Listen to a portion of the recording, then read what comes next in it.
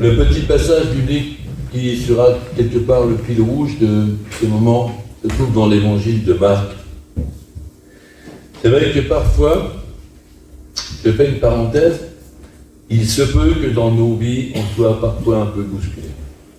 Il se peut que dans nos vies, on soit chahuté, et il se peut qu'il arrive que l'on soit, entre guillemets, contrarié. Ça ne se passe pas comme on voudrait, c'est pas exactement ce que j'aurais voulu, ça se déroule pas comme j'aurais pensé, etc., etc. Il y a tellement, on pourrait faire des listes et des listes. Eh bien, ce matin, je voudrais encourager votre foi. Alors, pas votre foi, celui qui fait la crise de foi, hein. Non, votre foi dans le Seigneur, hein. Par un texte où quelque part, le Seigneur va enseigner ses disciples. Le Seigneur utilise toutes les situations, en fait, pour nous enseigner, pour nous parler. Je parle souvent des imprévus, prévus de Dieu.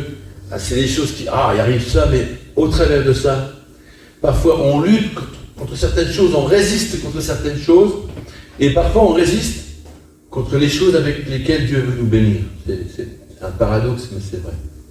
Alors, Évangile de Marc, au chapitre 4, on va lire ensemble de 35 à 41. Alors, une histoire que tout le monde connaît, mais moi je suis de ceux qui croient que la parole de Dieu est une parole vivante, qui vit, qui bouge, qui nous interpelle. Marc chapitre 4, verset 35, il est écrit ceci. Ce même jour, sur le soir, Jésus leur dit, passons de l'autre bord. Après avoir renvoyé la foule, ils l'emmenèrent dans la barque où il se trouvait. Il y avait aussi d'autres barques avec lui. Il s'éleva un grand tourbillon, les flots se jetaient dans la barque, au point qu'elle se remplissait déjà, et lui, il dormait à la poupe, sur le coussin. Ils le réveillèrent et lui dirent, Maître, ne t'inquiètes-tu pas de ce que nous périssons? S'étant réveillé, il menaça le vent et dit à la mer, silence, tais-toi. Et le vent cessa et il y eut un grand calme. Un grand calme. Puis il leur dit, mais pourquoi avez-vous si peur? Comment avez-vous point de foi? Ils furent saisis d'une grande frayeur et ils se dirent les uns aux autres, quel est donc celui à qui obéissent même le vent et la mer? Un petit texte d'une puissance extrême, vraiment quelque chose d'extrême. Un texte qui parle de la foi, un texte qui va nous interpeller dans notre foi, même si parfois, entre guillemets, on pense tout savoir. Je maîtrise le sujet, pas de souci. Et pourtant, il arrive des moments où même, alors que je maîtrise le sujet, j'en éprouve des difficultés à le mettre en action. Parce que c'est ça le truc. Avoir la foi, et c'est juste intellectuel, si ça ne produit pas des actions dans nos vies, des actions de foi, c'est pas vraiment la foi. C'est juste qu'on sait qu'on peut avoir la foi. La foi, c'est un don de Dieu, je le rappelle, il se reçoit. On reçoit la foi du Seigneur. La foi, c'est quelque chose qui change notre vie, qui nous emmène sur des... On commence à mesurer les choses d'une manière différente, on analyse les choses d'une manière différente, on change nos priorités, et quelque part, je le disais, mais je veux vraiment insister là-dessus, la foi, c'est quelque chose qui se vit en action. Tu comprends? Par des actions de foi. Et la foi, quelque part, elle vient valider le premier commandement qui dit « Tu aimeras le Seigneur ton Dieu de tout ton cœur, de toute ton âme, de toute ta pensée. » La foi, c'est faire confiance à celui-là et à personne d'autre. Comme disait Martin Luther, « Sola scriptura, la parole de Dieu, seul. Seul le Seigneur est ton Seigneur et Sauveur. » Et il te faut avoir la foi en lui, que lui tient ta vie, que lui connaît toutes choses.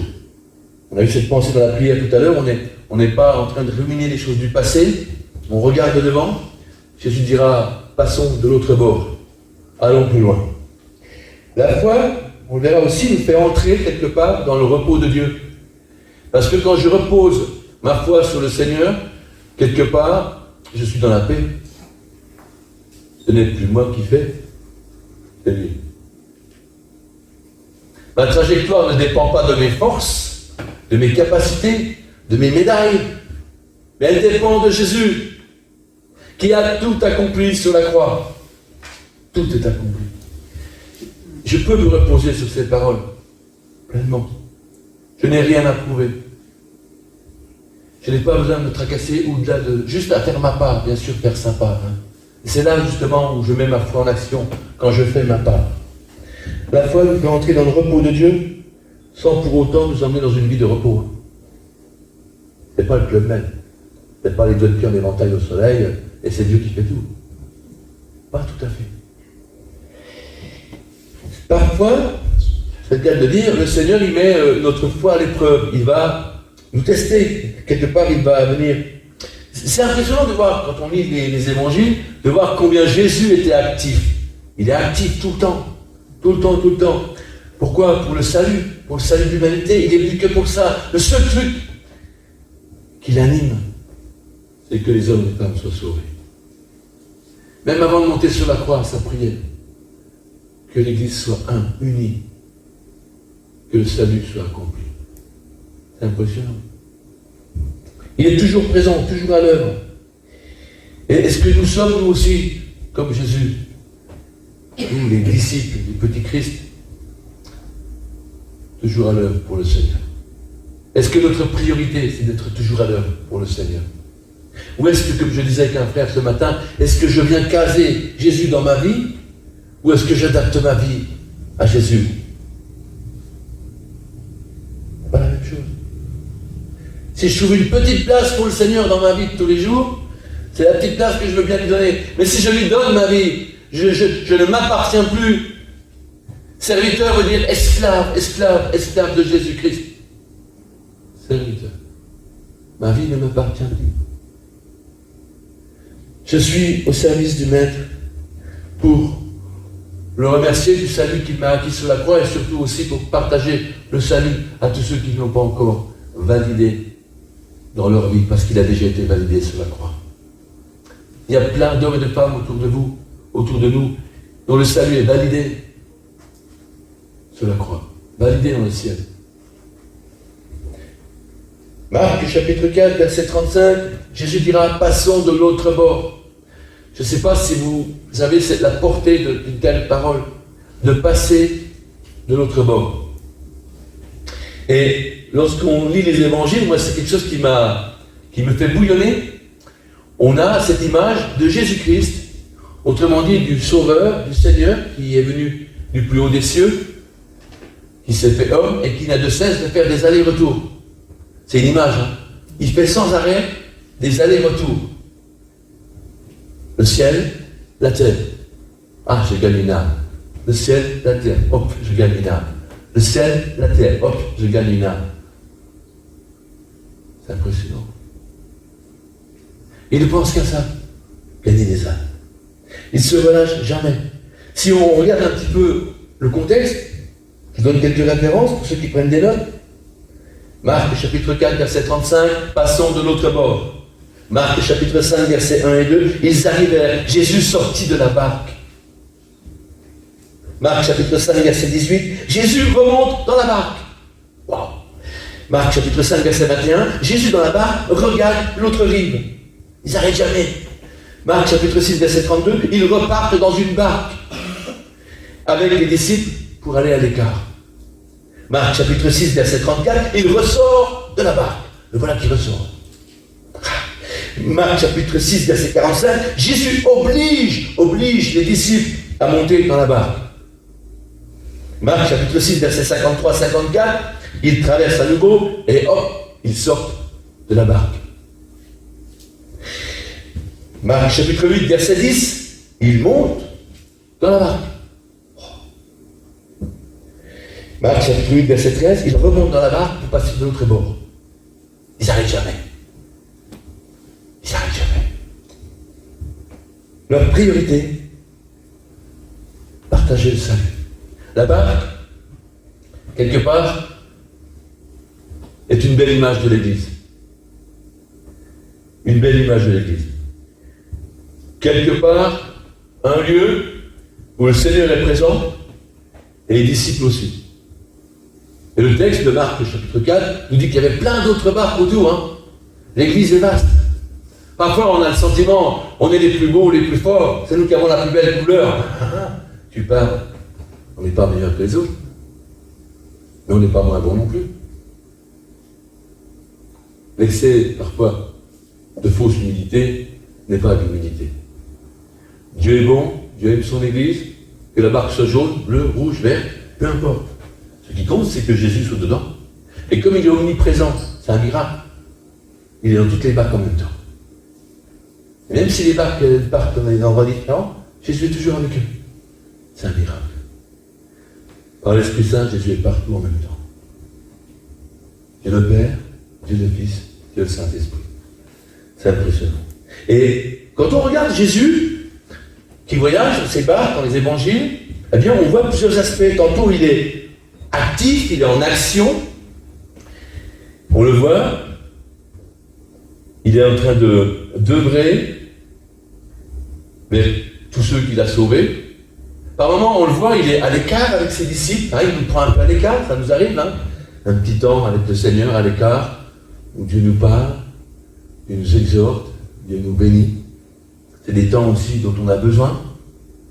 Et puis, il y a tous ces temps où on le voit emmener les disciples, monter dans la barque, descendre, et aller annoncer l'évangile, aller partager le salut. La mission de l'Église, ni plus, ni moins. Sauver pour sauver. Wow. C'est impressionnant.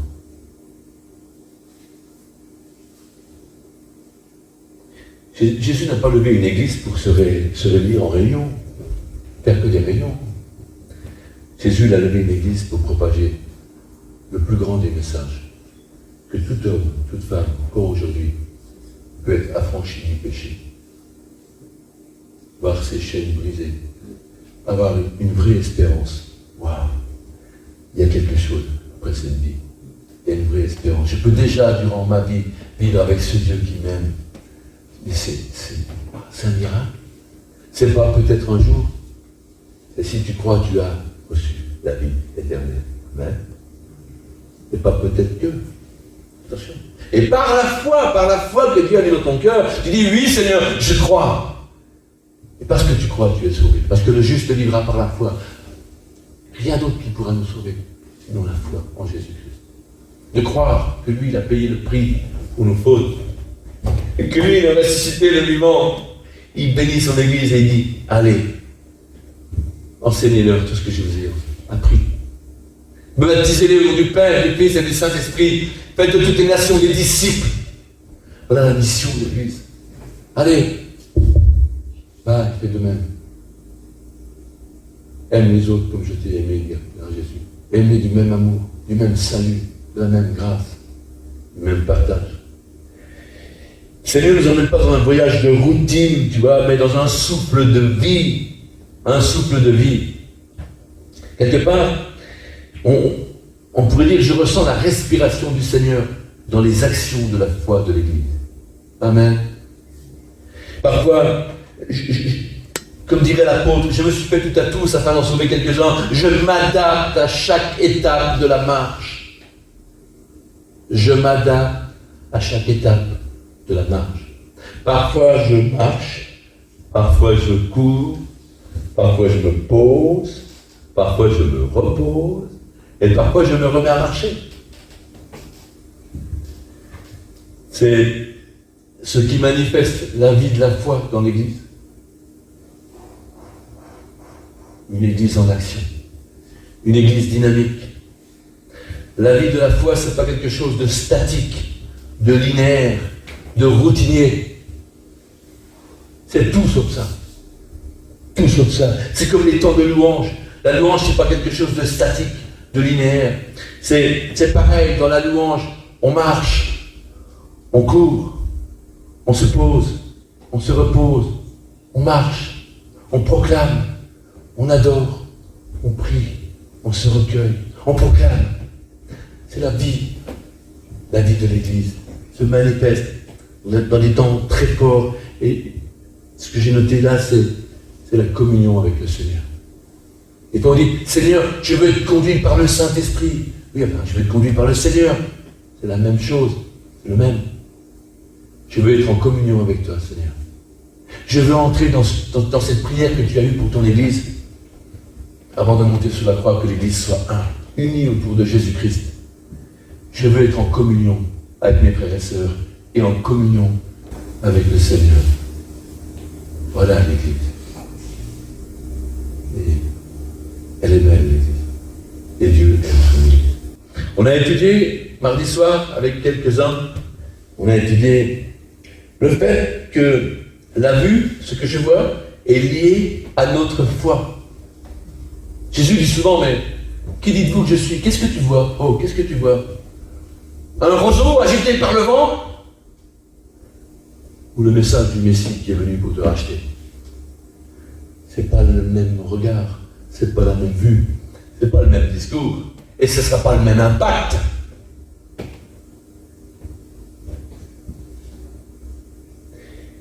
On a étudié le fait que, de par ce que je vois, je peux choisir. Je peux choisir de ne voir que ce qu'il y a sur le bout de mon nez, ou je peux choisir de voir beaucoup plus loin. Les chevaux, pour les empêcher de regarder trop loin, même sur les côtés, on leur met des ornières comme ça. Les bœufs aussi, etc. On les cantonne comme ça. Hein, surtout pas.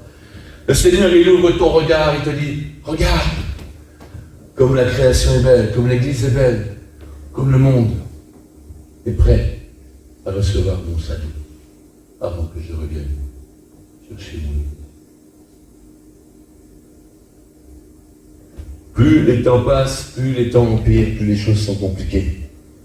N'attendons pas, Église de Christ, que les temps deviennent trop compliqués pour pouvoir aller au-devant d'eux.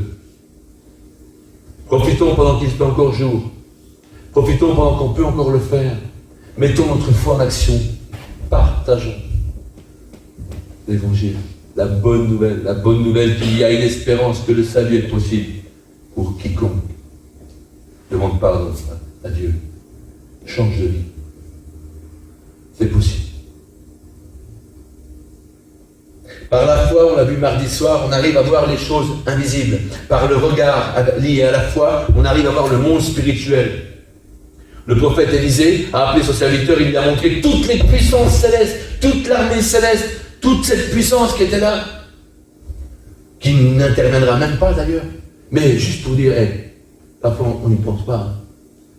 Tous ces anges qui existent vraiment, toute cette armée céleste qui est au service du roi des rois, qui est toujours là. Jésus l'a dit au moment où on l'a arrêté, tu sais, si j'avais voulu, j'aurais pu appeler une cohorte d'anges, tu sais. Mais il était venu pour donner sa vie et il ira jusqu'au bout. Et parfois, nous, on vit avec nos propres forces, avec nos plannings bien établis sur la semaine. Oh, tel jour, je fais ça, tel jour, je fais ci, telle heure, je fais ça, tac, tac, tac, pouf. Il ne faudrait surtout pas que le Seigneur vienne nous bousculer. D'abord, mes activités. Oh. Et puis, en bon chrétien, je vais aller à la réunion de la semaine, et puis j'y vais au culte le dimanche. Oh. Est-ce que ça suffira?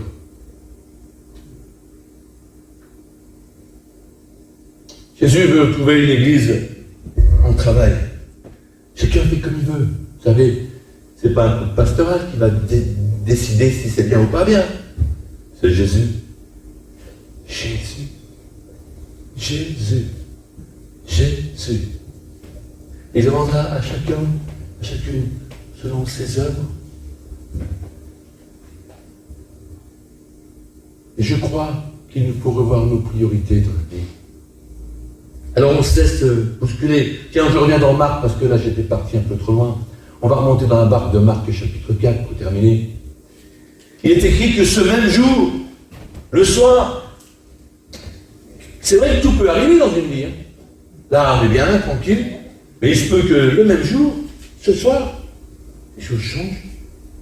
Et si c'était aujourd'hui que Dieu vienne me parler d'une manière différente, est-ce que mes oreilles sont assez affûtées pour l'entendre? Vous savez, les disciples, ils sont dans la barque. Jésus va leur dire, on va passer de l'autre bord. Ils ne savent absolument pas ce qu'ils vont vivre de l'autre côté. Hein. Ils ne savent pas. Ils n'ont pas dit, Seigneur, je veux une feuille de route, je veux que tu m'expliques qu'est-ce qui va se passer. Non. Ils sont dans la barque. Jésus dit, allez, on y va ensemble de l'autre côté. Ils vont. Vous savez, dans le désert, ils auraient pu faire le voyage en 3 semaines, ils ont mis 40 ans parce que les gens n'arrêtaient pas de jamais le content, toujours en train de rechigner, de reguinguer, de vouloir freiner la marche, de vouloir chipoter pour des détails. C'est le diable qui t'amuse avec les détails. Jésus dit, allons de l'autre bord. Allons-y. Jésus dit, viens et suis-moi. Il n'est pas dans les petits détails. Allons-y. L'église de Christ, suivez le Christ. Le même jour, il est écrit. On peut même se dire, tiens, le même jour, c'est vrai, ça peut arriver. Si c'était aujourd'hui que le Seigneur me rappelle à lui, vraiment, est-ce que je suis prêt? Si c'était aujourd'hui que le Seigneur revient chercher son Église, est-ce que l'Église est prête? La Bible dit que on ne sait pas c'est quand. Ah, il y a bien des signes, mais personne ne connaît le jour, ni l'heure. Seulement le Père dans le ciel. Il y a tellement de mystères dans la parole de Dieu. Certains mystères aident certains à mettre en place des doctrines qui n'ont même pas lieu d'être. Je m'arrête là sur la parenthèse, mais il n'est pas dit que Dieu nous a tout révélé. Il nous a donné sa révélation. Il nous a donné ce qu'on avait besoin de recevoir. Et pendant que tu passes du temps à aller chercher autre chose, concentre-toi sur ce que Dieu t'a donné. Il a tout donné ce que nous avions besoin de recevoir. Dieu est là toujours. Alors ce même jour, hein, vous imaginez, il est écrit ce même jour, sur le soir, ils ont peut-être déjà passé une sacrée journée, hein. Relisez le contexte, il s'en est passé des choses, hein. Ils sont peut-être lessivés, fatigués. Eh bien non, ce même jour, le soir même, encore et encore, Jésus leur dira, allez, hop, passons de l'autre bord. Il n'y en a pas un qui lui a dit, oh Seigneur, fasse ça demain matin, hein, parce que là, tu vois, je suis un peu sur les rotules.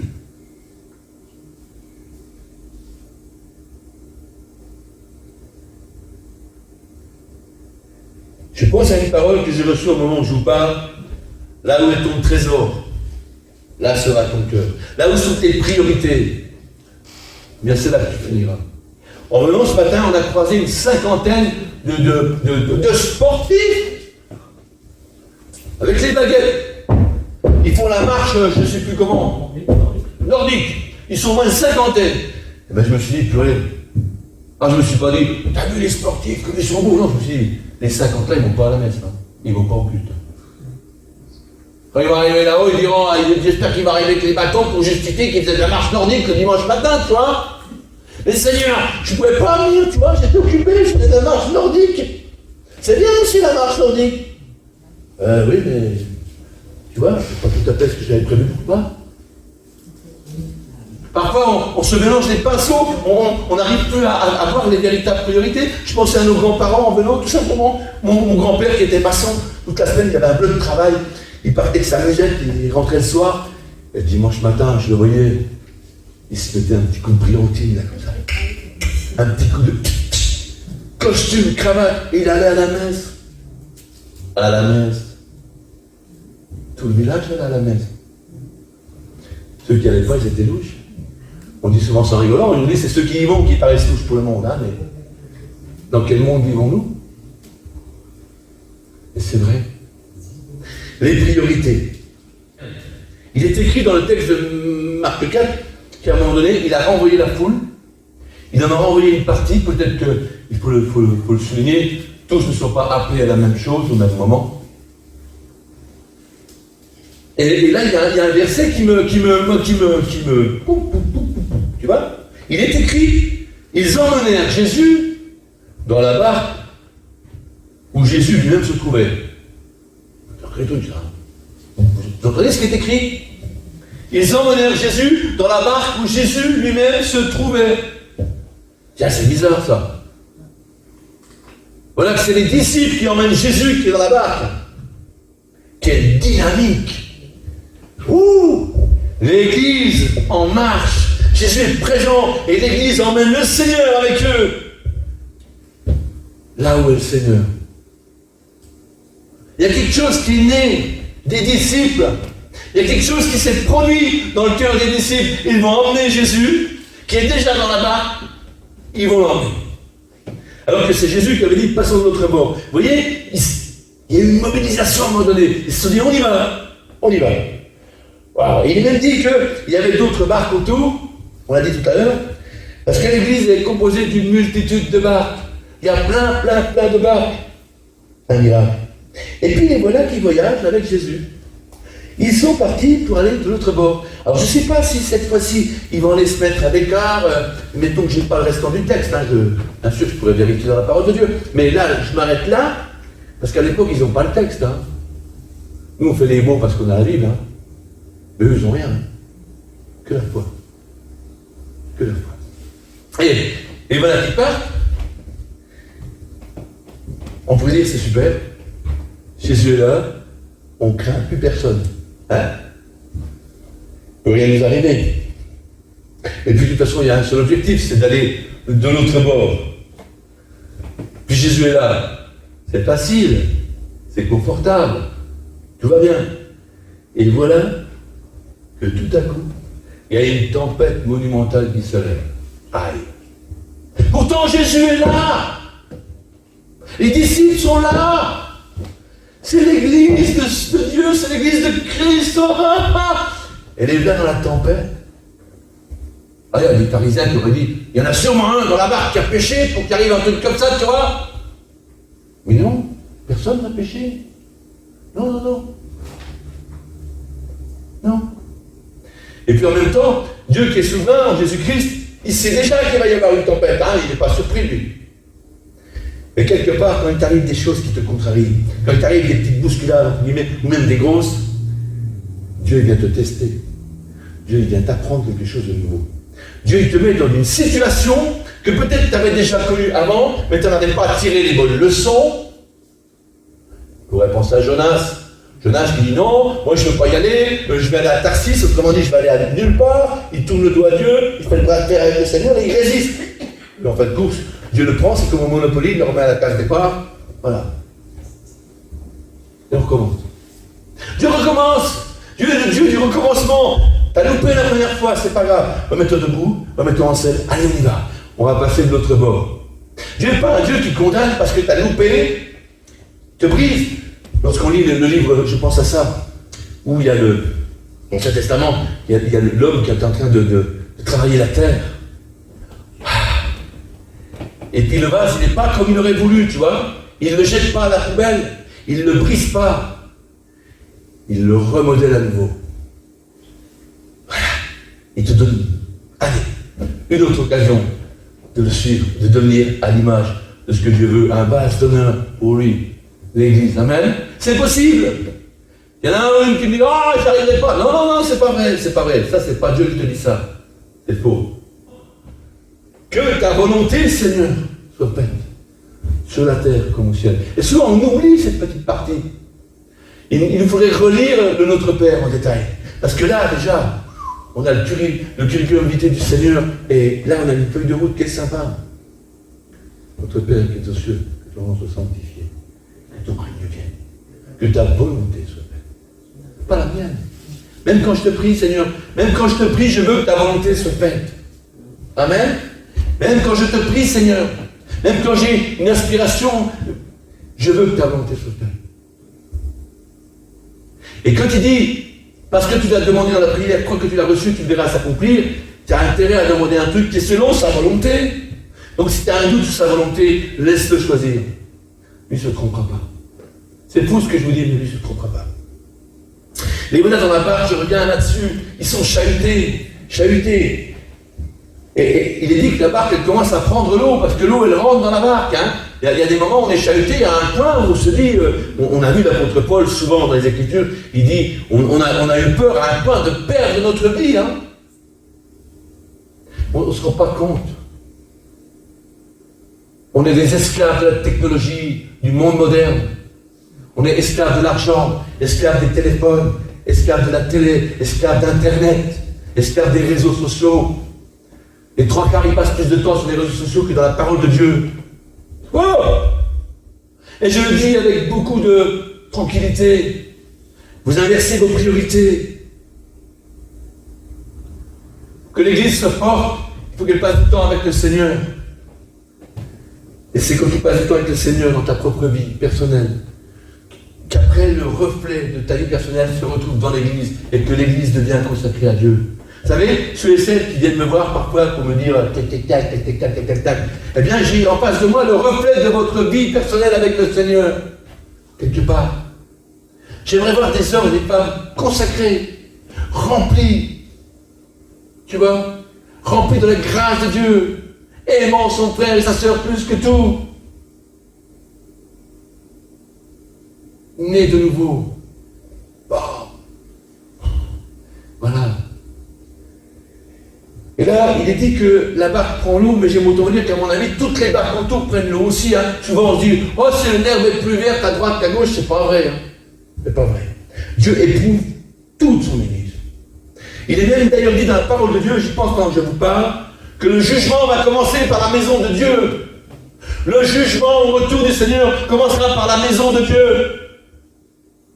Et nous, on passe notre temps, église, à juger les gens, à juger les autres, et à juger même les autres assemblées de l'église de Dieu.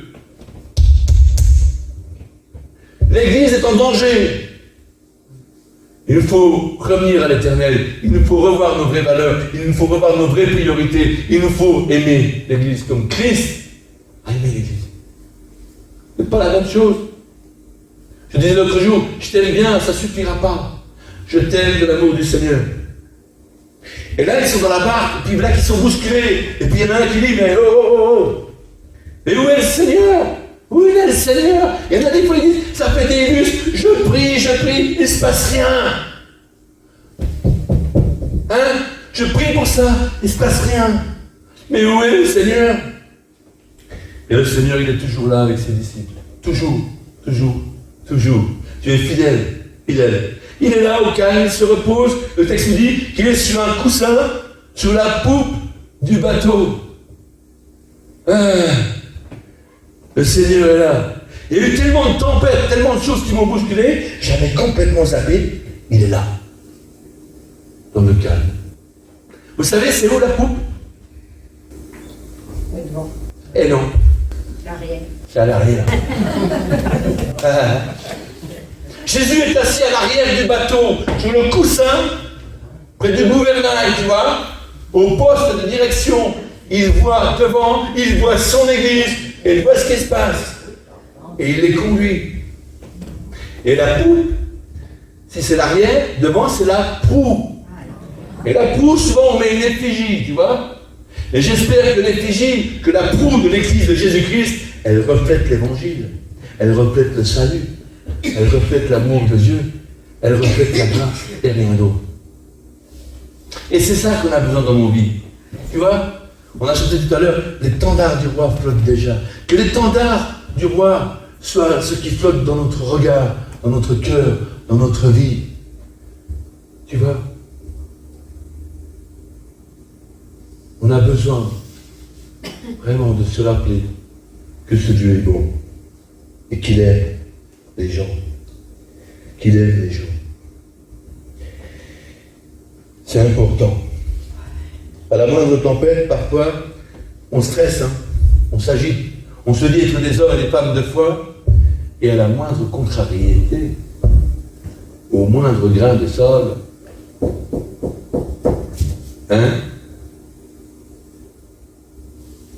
Jésus qui était à la proue, qui était assis à l'arrière, il est dans le calme total.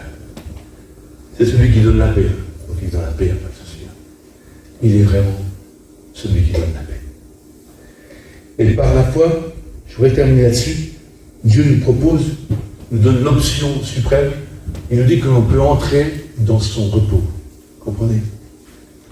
L'Épître aux Hébreux nous rappelle au chapitre 4, Hébreux 4, la promesse d'entrer dans le repos de Dieu. Et Dieu nous rappelle au travers d'Hébreux chapitre 4 que cette promesse, elle est toujours active aujourd'hui. On peut entrer dans le repos de Dieu. Waouh, ça c'est top. Que personne, nous dit le texte, ne pense être arrivé en retard ou trop tard. À tout moment, on peut entrer dans le repos de Dieu. Et même si certains, nous dit le texte d'Hébreux 4, même si certains avaient entendu la parole, mais n'avaient pas assez de foi pour le croire, pour tous ceux qui croient, nous dit le texte d'Hébreux 4, nous pouvons, nous qui croyons, entrer dans le repos de Dieu. C'est beau, hein? On peut être emmené, c'est-à-dire mettre notre foi en action, c'est ça. C'est que même s'il y a des tempêtes, je peux entrer dans le repos de Dieu. Pas besoin de... Non, c'est bon, ça va. Pas la peine de stresser. Reste tranquille. C'est dans le calme et le repos que sera votre force. Amen. Et il y a un repos, nous dit Hébreux 4, qui est réservé, réservé au peuple de Dieu. Dieu a tout prévu. Hébreux chapitre 4, verset 11, il nous dit, il est écrit, empressons-nous. Et il n'est pas marqué, vas-y, olé, olé, tu vois, la fleur au fusil. Non, il dit, empresse-toi, dépêche-toi d'entrer dans le repos de Dieu. Dépêche-toi. Empressons-nous, dépêchons-nous d'entrer dans ce repos. Arrêtez de vous mettre la pression avec autre chose. Hein. Ça sert à rien. On se met la pression sur des choses charnelles. Et comme le dit l'apôtre, ce qui est charnel est diabolique. C'est écrit. C'est pas moi qui vous le dis, c'est la parole de Dieu. Donc, il nous dit, empresse-toi, dépêche-toi. Mettons-nous vraiment la pression pour nous reposer par la foi dans les choses de Dieu. Là, c'est une bonne pression. Hein? Là, c'est une bonne dynamique. Je décide de me reposer sur Dieu. Et on a besoin d'apprendre à conjuguer, je pense comme ça, au 7e jour, lorsque Dieu s'est reposé de son œuvre de départ. On a besoin d'apprendre à se reposer sur le Seigneur. Non pas sur tes propres forces, non pas sur tes capacités, non pas sur tes greniers, à savoir combien de cagettes de champignons tu pourras rentrer ce soir. Ça ne sert à rien, parce que tu ne sais pas de quoi demain sera fait. Donc ça ne sert à rien de te tracasser là-dessus. Empressez-vous, dépêchez-vous, nous dit le Seigneur, d'entrer dans le repos de Dieu. Voilà. C'est bien la première fois qu'on me bouscule pour un truc aussi cool. Dépêche-toi de te reposer dans le Seigneur. Même si c'est un bouscule, relax. Dieu est toujours là. Toujours. Par la foi, on peut entrer dans ces choses-là. Hébreux chapitre 4 nous dit encore au verset 14, Hébreux 4, 14, puisque nous avons un grand souverain Seigneur qui, c'est écrit, qui a traversé les cieux. Il est venu de l'autre bord nous visiter. Bon. Il est venu pour nous chercher et il paye le prix du voyage. Il dira, c'est bon. Et de temps en temps, il voyage et il emmène son église dans sa barque. Et il dit maintenant, faites de même. Ce que je vous ai donné, ce que je vous ai enseigné, partagez-le. Voilà. C'est pas un truc compliqué, hein. Bon, si tu n'as pas compris le message, c'est sûr que tu auras du mal à le partager, ça c'est sûr. Mais si tu as compris, partage-le. Franchement, soyons simples. Celui qui a traversé les cieux pour venir me chercher, celui qui veut nous emmener de l'autre bord, de l'autre côté, il connaît la route. Hein. Il connaît la route. Je ne veux pas me la raconter, vous dites que je suis Goldorak, que je suis immortel, que je peux mourir tout de suite, parce que de toute façon, je suis immortel. Vous avez compris le truc. Il n'y a pas besoin de s'en faire. La Bible nous dit, la parole de Dieu nous dit que le moindre souci ne rajoutera pas un iota à ta vie, hein, ça ne sert à rien, ça ne sert à rien du tout. Mais attention, attention, il ne faut pas non plus tomber dans l'excès, hein. Puisque le moindre souci ne peut rien changer, qu'est-ce que je vais m'en faire? Ah non, attention, hein. Dieu vous a donné des talents, Dieu a posé dans vos vies des choses, et Dieu attend que vous fassiez fructifier le dépôt qu'il a mis dans vos cœurs, dans vos vies. Vous puissiez, non pas l'enterrer au fond du jardin, mais faire un bon placement avec, dans les cœurs, dans les âmes. Hein? Que le diable, quand il vous voit arriver, il baisse la tête et il se sauve en courant, parce que quand tu avances, l'ennemi recule et tu gagnes des âmes pour le royaume de Dieu. Amen. Soyons une église dans la dynamique de partager ce que Dieu a fait dans nos vies et de partager ce qu'il est capable encore de faire aujourd'hui. Même s'il y a un peu de tempête, même si ça bouge un petit peu. Amen. Il est dit aussi dans Hébreux chapitre 4, c'est la fin de l'histoire de ce qu'on partage, approchons-nous donc. Je pense à l'épître de Jacques qui dit, approchez-vous de Dieu, il s'approchera de vous. Tu vois, et à un moment donné, il faut aller créer la connexion. Si tu penses que Dieu va te rejoindre dans ceci, dans cela, parce que tu es occupé dans tes activités, non, il faut que toi, nous, on s'approche de lui, et lui s'approche de nous. Et là, il y a une connexion. Et l'église de Dieu, elle a de la dynamique. Elle entre dans les œuvres du salut. Même s'il y a une tempête, approchons-nous donc avec assurance, donc avec foi, pas en doutant, pas dans le doute que peut-être que, avec assurance, en ayant la foi que je m'approche de Dieu et Dieu sera au rendez-vous. Approchons-nous donc avec assurance du trône.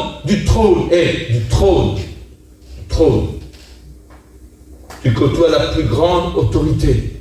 Il n'y a personne au-dessus de celui qui a racheté ta vie. Il n'y a personne. C'est le Seigneur des Seigneurs, le Créateur du ciel et de la terre. Il n'y a personne au-dessus. Nous sommes des privilégiés de pouvoir avoir une connexion, une relation, une communion avec lui. Je connais Dieu. Amen.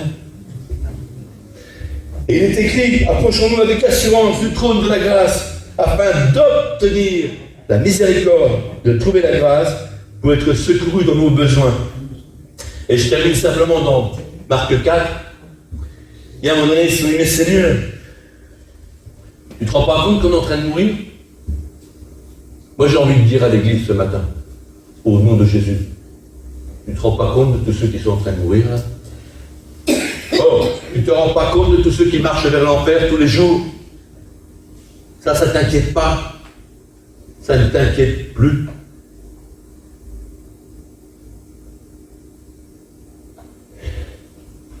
Jésus s'est tourné vers eux. Il leur a dit, mais où est donc votre foi? Où est donc votre foi? Cette foi qui devrait vous mettre en action, de dire, bon, on est dans la barque, ok, on est un peu chahuté, le Seigneur est là, on va faire comme lui, on va se reposer avec lui un peu. Parce qu'on lui fait confiance. On lui fait confiance. Vous savez, dans souvent des situations où le Seigneur vient, il touche un cœur, ce cœur-là, il dit, ah Seigneur, je m'abandonne à toi, je te donne tout.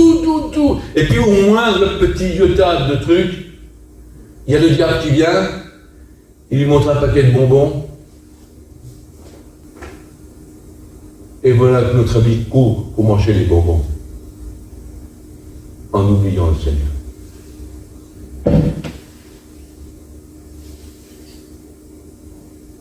Dès le départ, il est venu appâter l'humanité en proposant de croquer dans un fruit.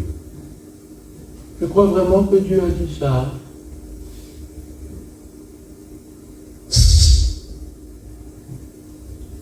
Soyez prudents. Prenez soin de vos âmes. Que servirait-il à un homme de gagner le monde s'il perd son âme? Rien. Soyez convaincus que ce que le Seigneur a fait dans votre vie, il a placé en vous le plus grand des trésors. Celui qui est capable de faire des choses qui nous dépassent. J'entendais hier, on était à Lille, à une convention Quelqu'un a eu cette pensée. On peut prier et déplacer des montagnes. Mais quelqu'un, pour une situation particulière, a eu cette pensée. Elle a dit, tu sais, le Seigneur ne te demande pas de déplacer cette montagne. Parfois, il nous demande de la gravir à pied. Cherche pas à la déplacer.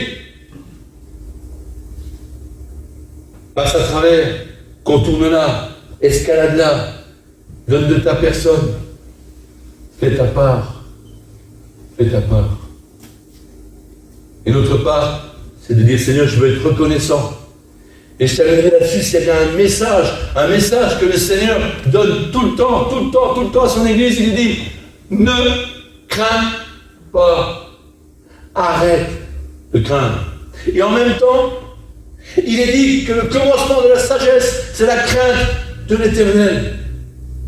Ayons cette crainte-là, pas la crainte du monde, pas la crainte de perdre son travail, pas la crainte de ne pas finir son fin de mois, pas la crainte de ne pas avoir son quota de champignons, pas la crainte de ne pas réaliser ses projets, pas la crainte de ne pas revoir revenir l'être aimé ou celle que j'attends depuis longtemps, pas la crainte de ceci ou de cela, pas la crainte qu'il va pleuvoir, que je ne vais pas pouvoir faire telle activité. Ben, vous voyez ce que je veux dire? Arrête de craindre. Crains Dieu. Crains celui celui qui a racheté ton âme. Crains celui qui aura le dernier mot sur ta vie. Le dernier mot. C'est celui-là qu'il faut craindre. Et je terminerai sur ce dernier verset de Marc 4, le verset 41. C'est peut-être celui-là qu'il nous faut mettre dans notre cœur, mettre dans notre besace, j'allais dire, oui, celui qu'on devrait mettre dans notre besace, qu'on peut partir avec aujourd'hui. Marc 4, 41. Ils se sont posé une question, les disciples, quand ils ont vu ça. Quand ils ont vu que Jésus disait à la mer et au vent, tais-toi, le calme total, ils se sont dit, mais qui est celui-là? Mais qui est celui-là qui commande au vent et à la mer? Il y a un verset qui dit, nous savons en qui nous avons cru. Est-ce que l'Église de Dieu, aujourd'hui, est-ce que nous savons vraiment en qui nous croyons? Est-ce que nous savons véritablement en qui nous croyons? Et comme ça, est-ce que tu sais toujours en qui tu crois? Est-ce que tu sais toujours en qui tu crois? Si tu crois en Jésus, tu peux avoir des plus grosses tempêtes. Tu gardes ta foi dans le Seigneur. Amen. C'est ça qui est important. Pas ce qu'on voit de nos yeux, mais on va s'appuyer sur les promesses du Seigneur. Celui qui dit, je vous donne ma paix. Ma paix. Ma paix. Pas une paix ou une copie, tu vois. Je te donne ma paix. Je ne te donne pas comme le monde donne. Je te donne ma paix. Amen.